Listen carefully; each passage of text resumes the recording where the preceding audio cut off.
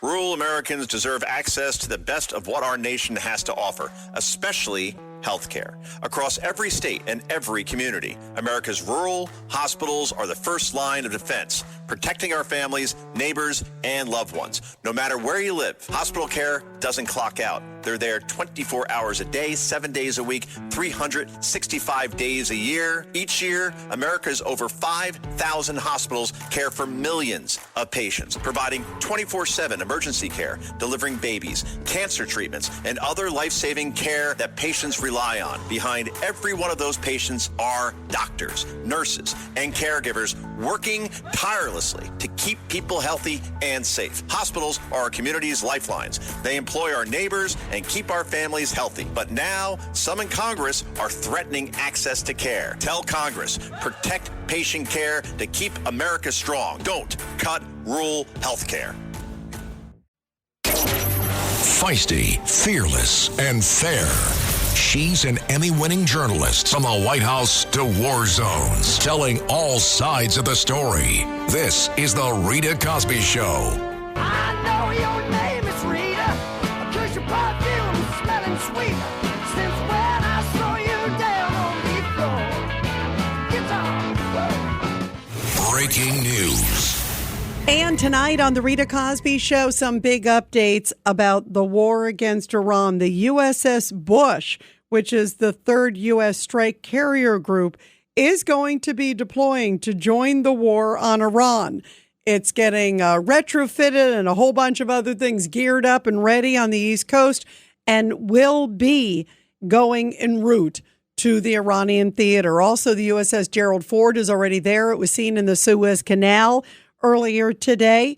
And we are told that in total, 43 plus ships have sunk in the Iranian fleet. Do they have any more left?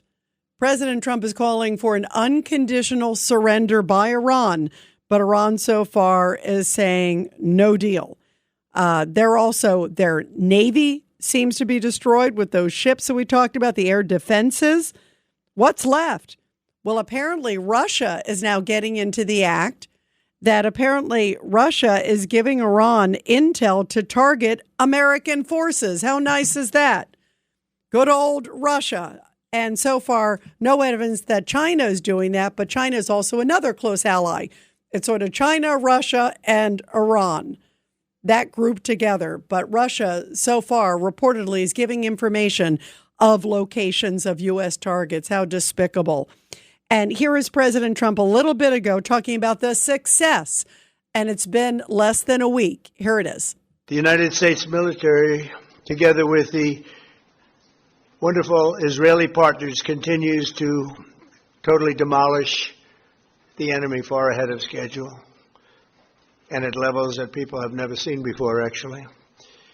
We're destroying more of Iran's missiles and drone capability every single hour, knocking them out like nobody thought was possible. And President Trump also put out a message to the IRGC, the Iranian Revolutionary Guard. I'm once again calling on all members of the Iranian Revolutionary Guard, the military and the police, to lay down their arms. They're only going to be killed. And now is the time to stand up for the Iranian people and help take back your country. You're going to have a chance after all these years to take back your country. Accept immunity. We'll give you immunity. And we'll be giving you really the right side of history, because that's what it is. So you'll be perfectly safe with total immunity, or you'll face absolutely guaranteed death. And I don't want to see that. And meantime, there are protests, believe it or not, for the Ayatollah and his regime. Obviously, the Ayatollah has gone up to meet with the 70 virgins, but there was a big protest tonight in Washington Square Park in New York City. And our WABC reporter got out there. A courageous guy goes out. He went to Washington Square Park, and it was a vigil for the Ayatollah, believe it or not, in New York. And guess who was out there? Because I was asking him, okay, who was out there, right? Who were these people protesting? Well, apparently they all had masks on, covered their faces, Remember, they don't want ICE to have masks, but these protesters all do, right? And then also, most of them were women and gay men. And I say gay men because think of the irony of it all, that they are protesting for the Ayatollah, who was horrible to women, his regime, and still is there, and gays. They have no tolerance for gays in Iran. They throw you off the roof. The two groups who probably the Ayatollah hates the most. So you have to wonder, what are these people doing? Are they loony or are they getting paid? Why do they all have similar signs? I think they're getting paid. That's probably, they seem to show up at a lot of these different protests. It's like a protest du jour, protests of the day. I'll have the special. I'll have the protest of the day, on the menu.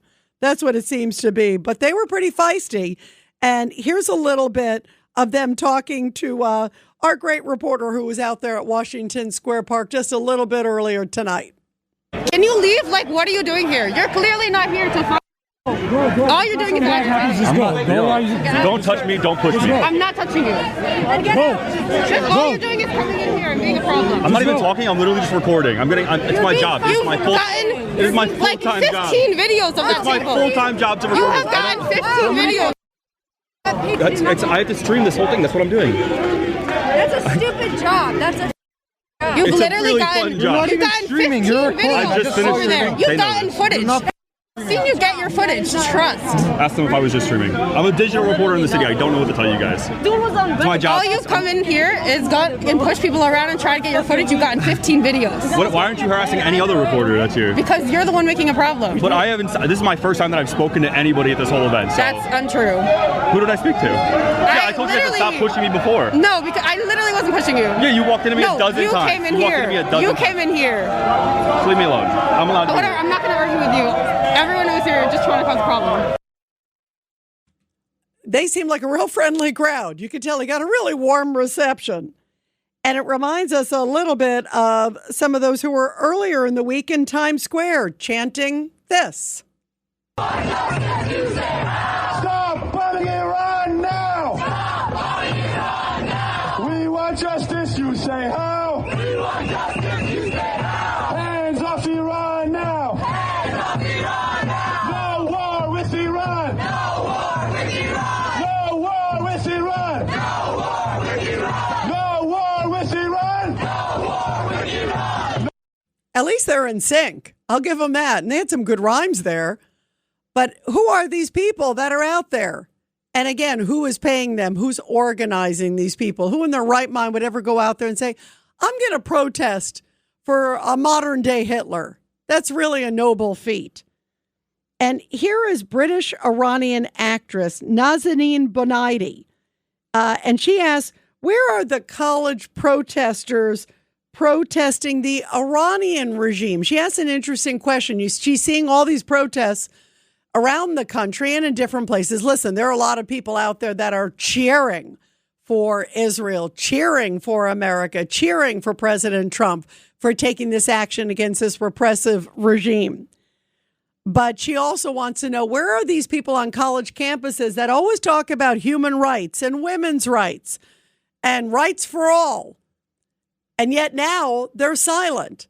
They're not protesting against the Iranian regime and calling for the Iranian regime to be removed, one of the most repressive, if not the most repressive in the world.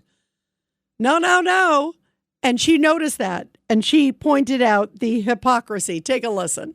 I mean, if any other country did that, I think there'd be a huge hue and outcry and huge marches in the streets.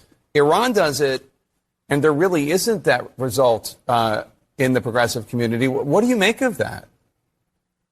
Look, in 1979, progressives the world over, including in Iran, were all too willing to sacrifice women's rights, LGBTQ rights, and every other basic human right at the altar of anti-imperialism. Are we going to do the same in this moment? Are we really caring more about whose hands are on the trigger? Or are we going to care about human lives, civilian lives? This is a regime that has violated human rights, international law, has wreaked havoc on the region, domestic oppression, transnational repression, hostage diplomacy, destabilizing the region, and now it's killing fellow Muslims in neighboring countries. Where is your outrage? Where are the college campuses? It's a great question. Where is the outrage? They should be screaming left and right, saying, let's eliminate this repressive regime now. It just shows it's all politically orchestrated, 100%. Let's go to Stan in Forest Hills on line 2. Stan, your thoughts tonight. Good to hear from you.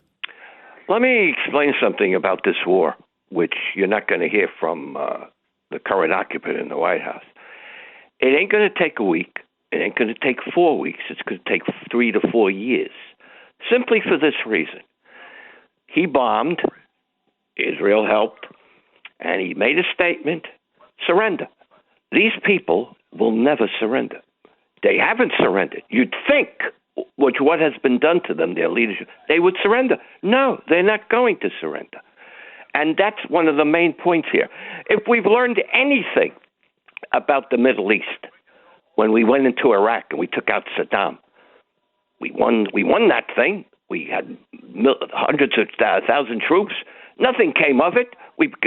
Iraq was there, but we're not so hot with Iraq anymore. They wanted us out. We're gone.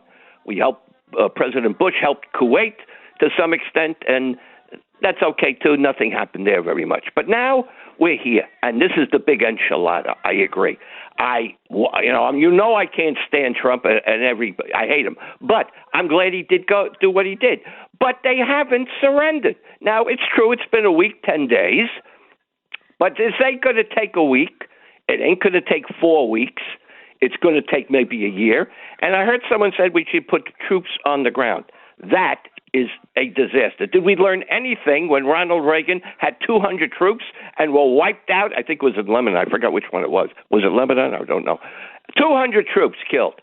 The Middle East, this has to happen. I agree. We have to continue but make them surrender. And you do that by bombing them to hell.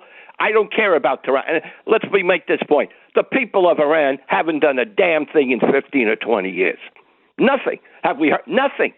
So wait. Okay, so two things. Let's be honest, they haven't. Well, when you say the people of Iran haven't done a damn thing, what do you mean? The people who are under these animals, of course, but they haven't done anything. I mean, they've lost their lives, Stan. Yeah, but I would consider that something. No, over 20 years in different administrations, do we give them guns, ammunition? Nothing. So they haven't done anything for themselves to some extent. You're right; they're getting killed like crazy. Absolutely. And that's utterly heroic what they're doing, Stan. So you can't. It's not heroic. You can't say they haven't done anything. But hold on, Stan. They've given their lives. So that really is a ridiculous comment. But let me just tell you one thing. Yeah. I hear what you're saying, that there's got to be some way to, and this is obviously the best of all scenarios, that to give them the ammunition, whether it's physically or whatever it is, to rise up. I agree with you, because if they can rise up, that would be by far the best scenario ever. I agree. And if they could get supplied, one of the things, and I don't know if you heard earlier in the show, but I saw an interview with one of the head of the Kurdish groups. And I was a little disheartened. I mean, I'm always honest with you guys. Them, Rita. Come on. It would have been good if they were willing. Coulda, shoulda. But let's be realistic, Rita. No, actually, Stan, there are 40 million Kurds, and they are ferocious fighters. And if they would come in and they would take the fight, and then the U.S. and Israel gives air power, like you're suggesting, maybe helps arm them, they've helped train them. There's nothing to say that they couldn't be actually maybe a significant fighting force in a major capacity, power and numbers, with those on the ground there inside Iran. And I'm talking about the people you're speaking of, and I'm talking about the people there as well that are true heroes and are willing to fight and have died. And the Kurds are ferocious fighters too. So that's an option. But there has to be something, and I think it's too early, Stan. Yes, he's saying we will only accept an unconditional surrender. It sounds good, but I don't see them doing it, certainly not short term. And I agree with you. They need to be bombed into submission to get to that point. And maybe some people will turn. I mean, Trump has sort of signaled that they may have had some people who were there on the inside. Some of them are no longer with us because they were close to the Ayatollah. But you have to believe that Trump and also Israel probably have some intel and have a pretty good idea about some people that are inside that maybe can help create this opportunity for an uprising. It's going to get a lot uglier before it gets better. I will agree with you on that, Stan. And I don't think it's a short term. But I also think there are ways to make change happen pretty quickly. And President Trump, if anybody could do it, it's him. But your thoughts about just where it's headed in the next 24 hours, real quick, Stan, your thoughts. I think it's beyond 20. As I said, it's beyond 24 hours. Stan, you and I are talking different things. I'm saying next 24 hours just from bombing, I think it's, bombing, I agree. Bombing. I agree. That's it. Just keep it up. Keep it up till they surrender. They're not going to surrender. Keep it up. If you're going to wipe them all out, that's what you got to do. This is no game. This is war. You kill the enemy. I'm a liberal. You know me. I'm liberal. I know you are. And Stan, you know what I love, though, about you? You are also an American. You're a veteran, and you understand the importance of this fight. And you understand how important it is to take, out this horrible regime that has been just despicable, not only to its people, but to so many people around the globe, including killing so many Americans. So that's why I love you, Stan. Stan, let's see where it goes. We'll definitely be in touch. You know that. Always love your call, Stan. Have a good weekend. 1-800-848-9222. We'll continue your calls, everybody. You're listening to The Rita Cosby Show. You're listening to The Rita Cosby Show.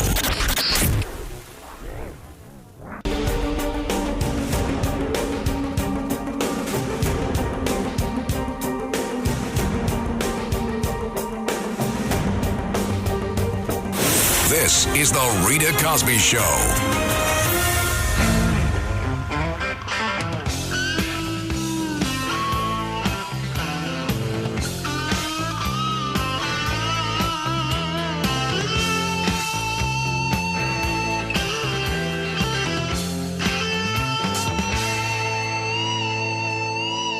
Well, there's a lot of smells in Iran. The smell of bombs coming down, the smell of missiles coming down, and there's a lot of powerful weaponry that is continuing. In fact, President Trump saying just a few hours ago, the big one is coming.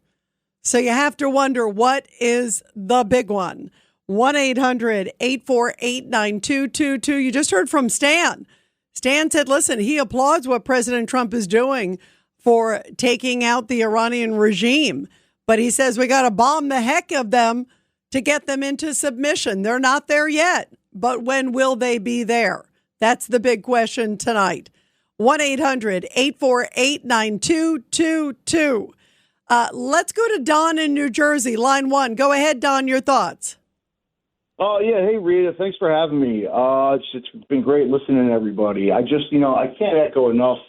Definitely what Stan was saying, how important it is. At the end of the day, the Iranian people, with everything they've put up with, and God bless them, they eventually have to organize and rise up for this thing to be permanent. And what a great thing our administration's doing. I'm so proud of President Trump. Yeah, I agree. I applaud him big time. I mean, the courage of Trump, the courage of Netanyahu, meeting this moment, it's guts, and it's great news for the world.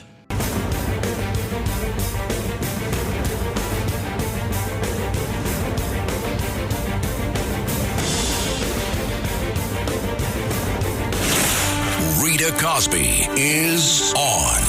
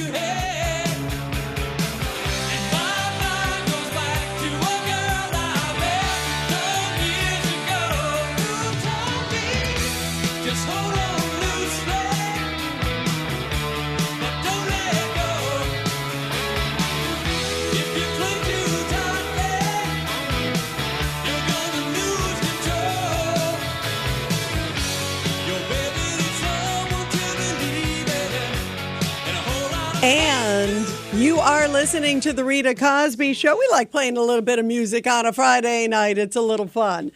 And we are right in the middle of a very busy time with this war on Iran. The bombs are flying right now in different locations. President Trump promising the big one is coming. And in the midst of this, there's also a lot of threats. There was a guy today in court in New York who was facing a case and all these charges against him, saying that he was hired by Iran to kill the president of the United States. He was arrested a day before the rally in Butler, Pennsylvania. So this is scary stuff. And then there have been a lot of these lone wolves that we have seen across America. This is a very, very big concern. In Austin, Texas, remember they found that guy who was opening fire at a bar in Austin, Texas. Very scary situation. He had a sweatshirt on that was praising Allah. And then underneath that, he had a T-shirt.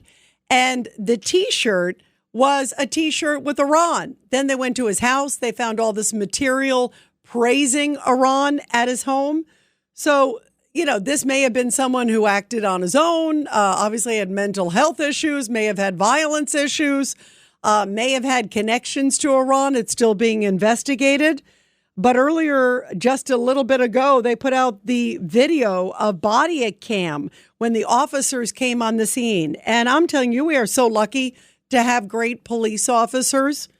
We are so lucky to have brave guys who run into the fire like they did in this particular case, because they got there in less than a minute from when there were reports of shots fired. Think about that. They were literally right around the corner. They ran to the fire and they took out this guy who absolutely would have killed many more people if it were not for our heroic men and women in blue. And here's a little bit from the body cam footage that was released a little bit ago. Boy, it is dramatic to hear the officers take that suspect down.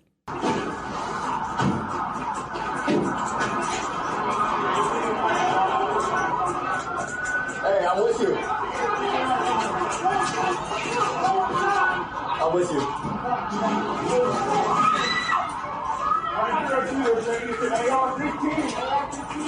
Go! Everybody go! Go! Go! Go! Where is he? Where?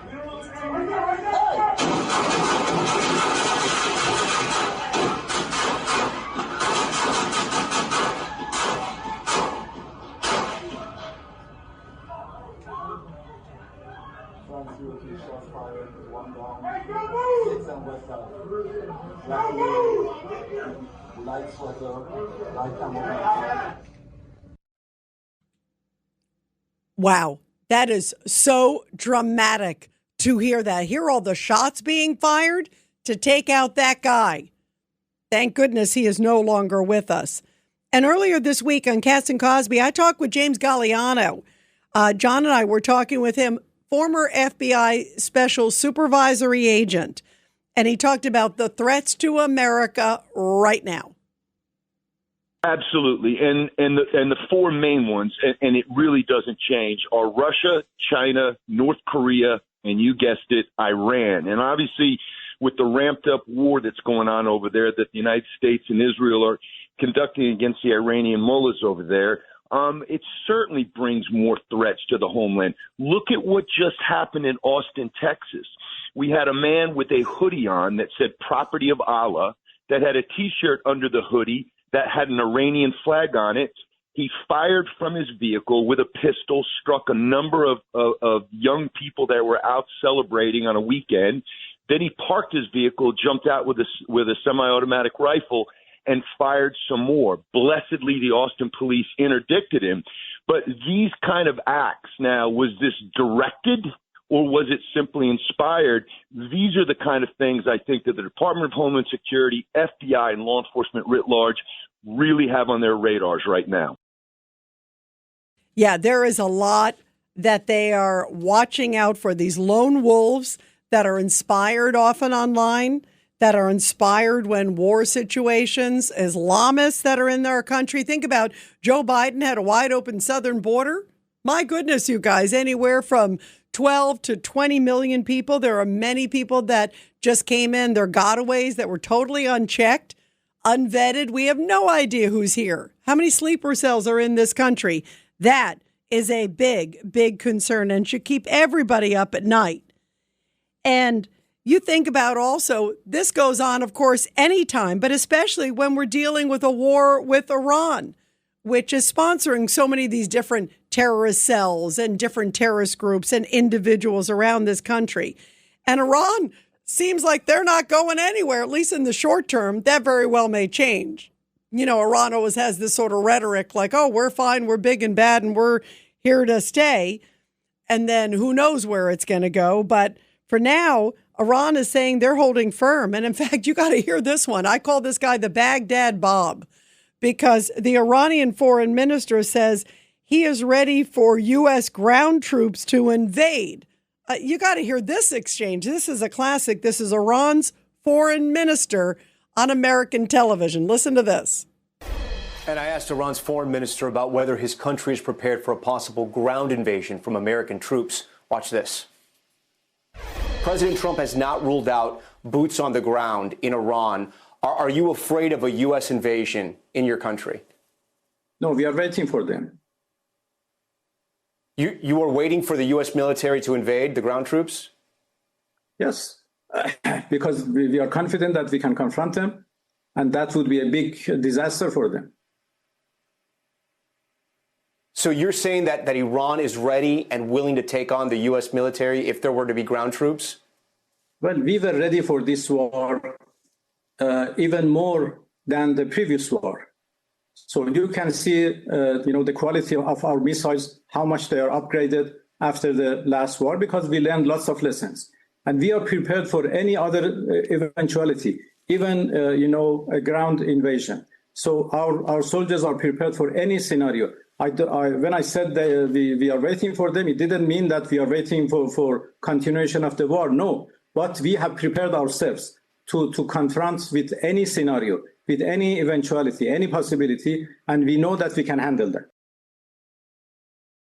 That sounds pretty boisterous. I do call him the Baghdad Bob, because obviously they've lost 43 ships. There is another U.S. carrier group headed there, the USS Bush. And yet he says, oh, no, we're waiting for American troops. Is there anybody out there who believes him? 1-800-848-9222, 1-800-848-9222. Let's go to Paul in the Bronx. Go ahead, Paul. What do you think on line 5? There's another politician Trump needs to fire. Check out Twisted Justice at CNN.com. That's Twisted. Yeah, you know what? It's Friday night. Let's go to Greg in Michigan, line 4. Go ahead, Greg. Your thoughts tonight. Hey, Rita. Thanks for taking my call. Mr. Positive. Everybody go for your dreams. I got to ask you. I like that your bumper music's fantastic. Make sure you go see the Elvis movie. You won't be disappointed. It's fantastic. Well, you know what? By the way, all right. So what else should we go see? By the way, you got to see Marty Supreme. Have you seen Marty Supreme since it's a Friday night? Not yet, but I hear it's fantastic. It is. I saw it, and John Catsimatidis in it. Timothy Chalamet's in it. It's actually an awesome movie. If you're going to go see a movie, that's the one to go see. Now, what about what we're seeing in Iran?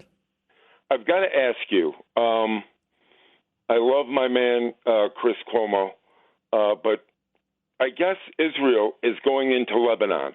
Will that draw us in to a war because Israel needs us, and will it bring the American troops involved with the maybe incursion into Lebanon by Israel? Are you a little bit nervous? Does it?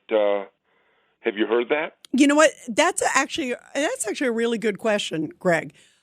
First off, Hezbollah has been in Lebanon, which is, of course, to the north of Israel, for a long time.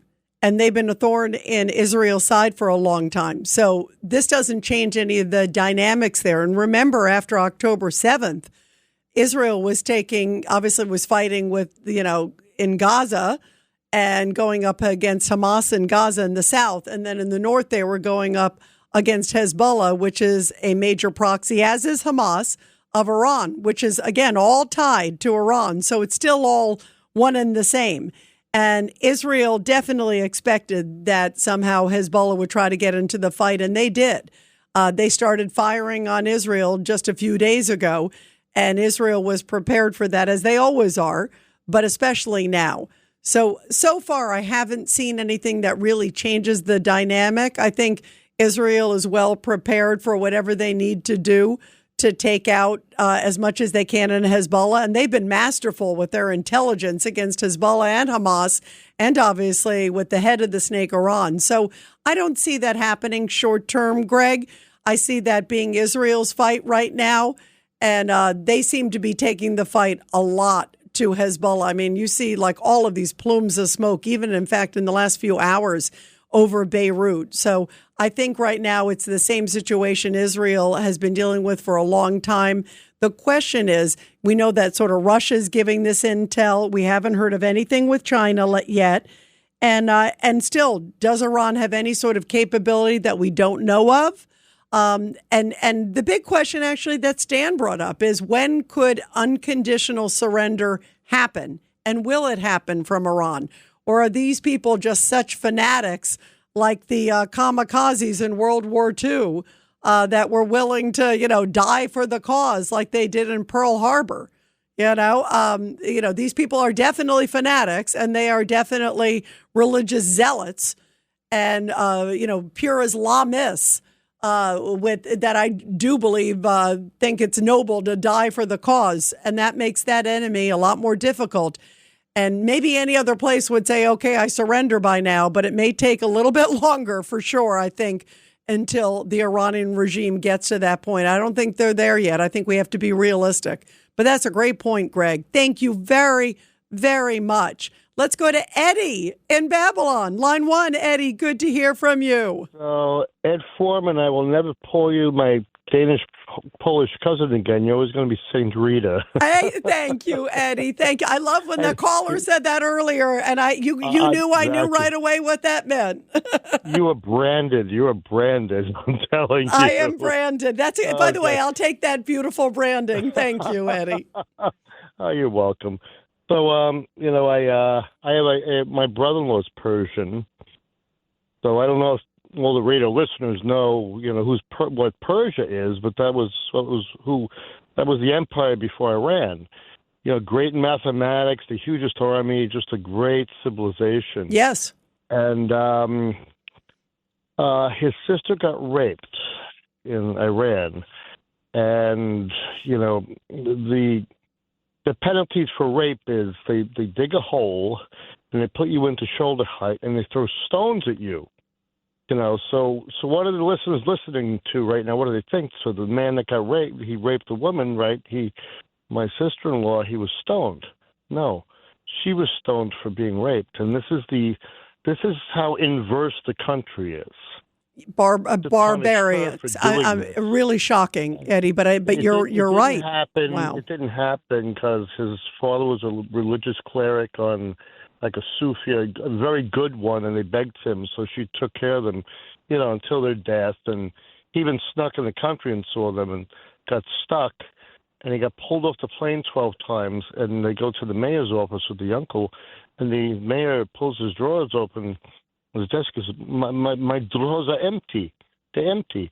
So his uncle sold his car and gave him the money. And my sister was out of her mind for 12 months, wanting her husband to be home in Manhattan. And he showed up because he was able to get on the plane paying off the mayor.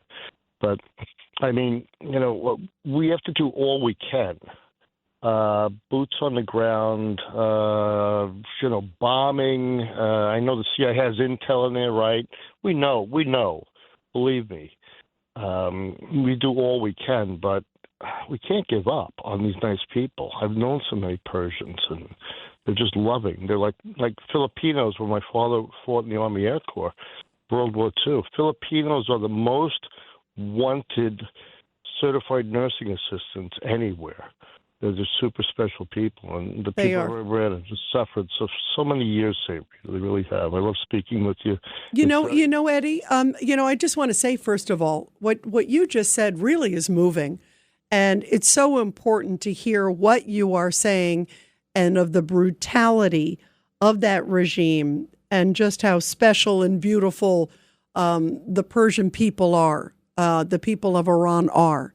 And how what they've endured, the atrocities they've endured, and I'm thinking of you tonight. I'm so happy that your brother-in-law got out alive, and thank goodness he did. And I'm glad that you're sharing the story because the world needs to hear it. And this is what President Trump is fighting for against these barbarians that have unleashed hell on obviously your family and so many other people around the world. And these horrible terrorist activities that we have also seen, too. It's just, there's no words for it. Eddie, we love you. And I got to go to a quick break, but I just want to say it's always so great to hear from you. And thank you for your family's courage. And thank you for sharing that story. Eddie, thank you very, very much. And now, everybody, support our heroes appropriately after that. The Rita Cosby Show presents Support Our Heroes. And everybody, this is the Tunnel to Towers Foundation Support Our Heroes segment with a powerful story, this one coming from Washington, D.C., where a century of life and a legacy of service took right there to the center stage of our nation's capital.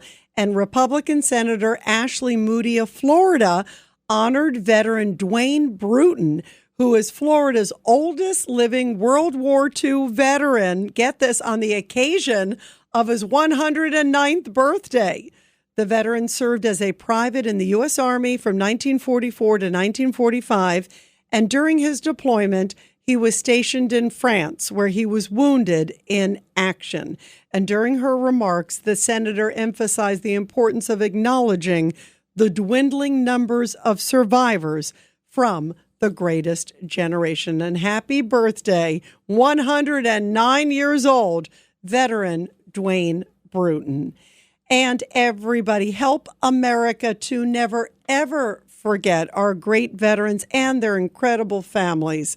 The best way to do it is to donate just $11 a month. That's all it takes to make such a huge difference with the incredible Tunnel to Towers Foundation.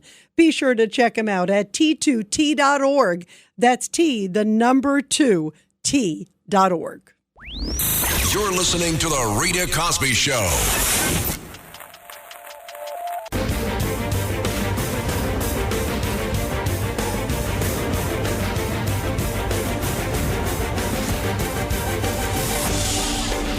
It's The Rita Cosby Show.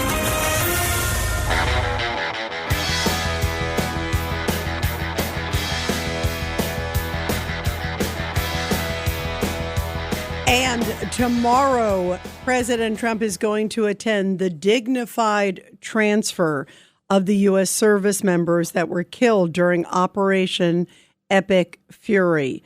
And these are the 6 Army Reserve officers that died in that attack that took place about a week ago. Remember, it took place when everything started, and the day after the strikes, it was Sunday, when the strikes really started intensifying. Remember, it was Saturday morning first and then Sunday. Well, 6 of them died as their command center was hit in Kuwait by strikes from Iran. And a very, very somber ceremony is going to take place tomorrow at Dover Air Force Base in Delaware. President Trump will attend. Obviously, also families will attend, and that will be a very, very powerful moment and a reminder about the price of war and the price of freedom. Everybody have a good weekend, and we look forward to talking with you on Monday. Stay safe, everybody. Daylight savings time, remember. At Manhattan University, a graduate degree is not out of reach. You'll gain real-world skills, credentials employers value, and connections to New York City's top companies. Choose from their new Master of Science degrees in healthcare informatics, digital marketing and analytics, business analytics, or financial analytics, all built around hands-on learning and industry partnerships. Graduate ready to lead, not just work. Take the next step at manhattan.edu/graduate. Manhattan University. Lead the future.